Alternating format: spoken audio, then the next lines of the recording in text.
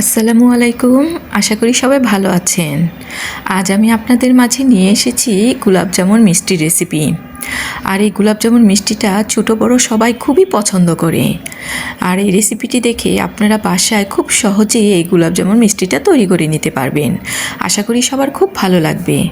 তো চলুন আমরা রেসিপিটি দেখে নিই। আজ আমি এই গোলাপ জামুন মিষ্টিটা গুঁড়া দুধ দিয়ে তৈরি করব। তাই এখানে আমি 1.5 কাপ গুঁড়া দুধ নিয়েছি, আর 1/4 কাপ ময়দা, হাফ চা চামচ বেকিং পাউডার একটু চেলে দিয়ে দিচ্ছি। আর এখানে দিয়ে দিচ্ছি 1 চা চামচ সুজি আর 1 চা চামচ চিনি আর সামান্য একটু এলাচি গুঁড়ো। এই সবগুলো দিয়ে হাত দিয়ে একটু মেখে নেব। এরপর এখানে আমি প্রথমে 1 চা চামচ ঘি দিয়ে দিচ্ছি, দিয়ে একটু মেখে নিয়েছি। এরপর আরেক চামচ ঘি দিয়ে দিচ্ছি, দিয়ে এগুলোকে একবারে মেখে নিয়েছি। তো কিছুক্ষণ মেখে নেওয়ার পর এরপর এখানে আমি একটা ডিম নিয়েছি। তো ডিমটা আমি এইভাবে ফেটিয়ে নিয়েছি। তারপর এই ডিমটার কিছু অংশ গুঁড়া দুধের মধ্যে দিয়ে দিচ্ছি, দিয়ে একটু মেখে নিয়েছি। এরপর সম্পূর্ণ ডিমটা আমি এই গুঁড়া দুধের মধ্যে দিয়ে এটাকে মেখে নিয়েছি। তো খুব আলতোভাবে এটাকে মেখে নিতে হবে। এরপর এখানে আমি 2 থেকে 3 চামচ লিকুইড দুধটা দিয়ে দিচ্ছি, দিয়ে একটু মেখে নিয়েছি। তো দেখুন একদম আঠালো একটা ডো হয়ে গিয়েছে। তো এরপর এটাকে আমি 10 মিনিট রেস্টে রেখে দিব। তো 10 মিনিট পর একদম দেখেন সেট হয়ে গিয়েছে, আঠালো ভাবটাও চলে গিয়েছে। এরপর এটাকে আমি কিছুক্ষণ মেখে নেব। মেখে নেওয়ার পর দেখুন সুন্দর সফট হয়ে গিয়েছে। এরপর এটাকে আমি একটা স্কেপার দিয়ে পিস পিস করে কেটে নেব।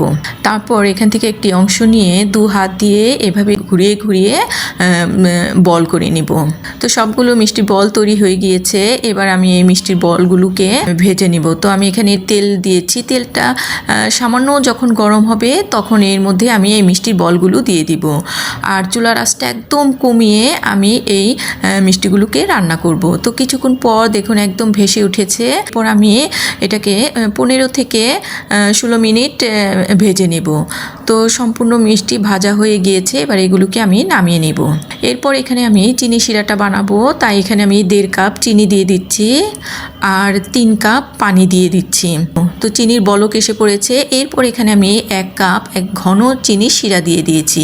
তো আমার ঘরে চিনি শিরাটা ছিল, সেই চিনি শিরাটা এখানে দিয়ে দিচ্ছি। শিরাটার বলক এসে পড়েছে। তো এর মধ্যে আমি এই মিষ্টিগুলো ছেড়ে দিব। তো মিষ্টিগুলো একদম হালকা গরম থাকবে, এই অবস্থায় আমি এই গরম চিনি শিরার মধ্যে মিষ্টিগুলোকে দিয়ে দিব। দিয়ে ঢাকনা দিয়ে ঢেকে এটাকে 10 মিনিট আমি রান্না করব। তো 10 মিনিটের মধ্যে আমি ঢাকনাটা আর খুলবো না। তো ঢাকনাটা 10 মিনিট পর চুলাটা বন্ধ করে দিয়ে আমি এইভাবে সারা রাত মিষ্টি শিরার মধ্যে মিষ্টিগুলোকে রেখে দিব। তো পরের দিন সকালে আমি এবার নিয়ে এসেছি। দেখুন মিষ্টিগুলো একদম রসে ডুবে গিয়েছে। তা মিষ্টিগুলো দেখতে কতটা সুন্দর লাগছে। তো এরপর আমি মিষ্টিগুলোকে তুলে পরিবেশন করে নিচ্ছি।